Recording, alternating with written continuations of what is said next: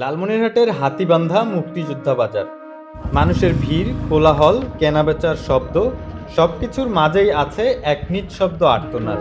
বয়সের ভারে নুয়ে পড়া আসগর আলী। শরীর কাঁপে, পা টলে যায়, তবুও জীবন থেমে থাকে না। জরাজীর্ণ এক টিনের ঝুপড়ি, মুক্তিযোদ্ধা বাজারের পাশের রেলের জমিতে সেটাই তার ঠিকানা। সেই ছোট্ট ঘরেই অসুস্থ স্ত্রী মিনু বেগমকে নিয়ে বেঁচে থাকার লড়াই। সকাল হলেই মানুষের ফেলে দেওয়া আবর্জনার স্তূপে খুঁজে ফেরেন জীবনের অবশিষ্ট অংশ। হাটবাজারের ময়লা আবর্জনা থেকে প্রয়োজনীয় জিনিস কুড়িয়ে যা পান, তাই দিয়েই চলে দিন। কখনো একবেলা খাবার জোটে, কখনো জোটে না। মাঝে মাঝে অনাহারেই কাটে দিনরাত। ঘরের ভেতর বাইরে ছড়িয়ে থাকা আবর্জনা যেন তাদের নিত্য সঙ্গী। অসুস্থ স্ত্রীকে দেখভাল, চিকিৎসার খরচ, নিজের দুর্বল শরীর, সব মিলিয়ে আসগর আলীর জীবন এখন এক অনবরত সংগ্রামের নাম। ঠিকমতো হাঁটতেও পারেন না তিনি। তবুও স্ত্রীকে একা রেখে বসে থাকেন না, কারণ তিনি জানেন তিনি থামলে থেমে যাবে সংসারের চাকা। এই হৃদয় বিদারক দৃশ্য চোখে পড়ে হাতীবান্ধার একটি সামাজিক সংগঠন হাতীবান্ধা মানব কল্যাণ পরিষদের সদস্যদের। মানবতার টানে ছুটে আসেন মেহেদী হাসান মানিক। চাল, ডাল সহ নিত্য প্রয়োজনীয় খাদ্য সামগ্রী নিয়ে হাজির হন এই অসহায় দম্পতির দরজায়। নিজের হাতে তুলে দেন সহায়তার সামান্য উপহার। মেহেদী হাসান মানিক বলেন, দীর্ঘদিন ধরে আসগর আলীর স্ত্রী অসুস্থ।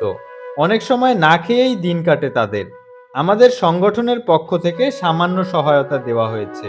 সমাজের বিত্তবান মানুষ যদি এগিয়ে আসেন, তাহলে এই পরিবারটি নতুন করে বাঁচার আশা পাবে। আমরা আসছি হাতীবান্ধা মানব কল্যাণ পরিষদ থেকে।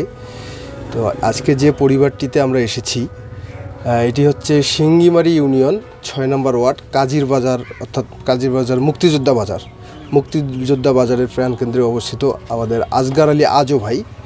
তো আজো ভাই কাগজ টোকান এবং তার স্ত্রী দীর্ঘদিন ধরে অসুস্থ, বিছানায় পড়ে আছেন। আর আসগর ভাই দেখলেনই তো তার শারীরিক অবস্থা কীরকম। তো কোনো রকম কষ্ট করে তারা দিনাতিপাত করতেছেন। তার স্ত্রীর চিকিৎসার জন্য ভালো চিকিৎসা, উন্নত চিকিৎসা করার মতো সাধ্য তার নাই। খুব কষ্ট করে খেয়ে পরে বেঁচে আছেন। তো আমরা চিন্তা করলাম যে এখন তো রমজান মাস, পরিবারটি কিভাবে দিন পার করতেছেন একটু দেখার জন্য আসলাম, এবং সাথে একটু সামান্য উপহার, তেল, চিনি, আটা, শুকনো খাবার, চাউল, ডিটারজেন্ট পাউডার, এই জাতীয় আর কি, যাতে এইটুকু দিয়ে তার যতটুকু উপকার হয় আর কি।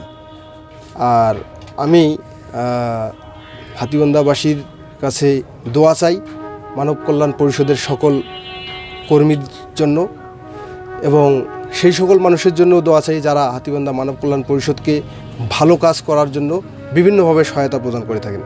একদিকে মুক্তিযোদ্ধা বাজারের ব্যস্ততা, অন্যদিকে সেই বাজারের পাশেই অনাহার আর অসুস্থতার সঙ্গে লড়াই করা এক বৃদ্ধ দম্পতি।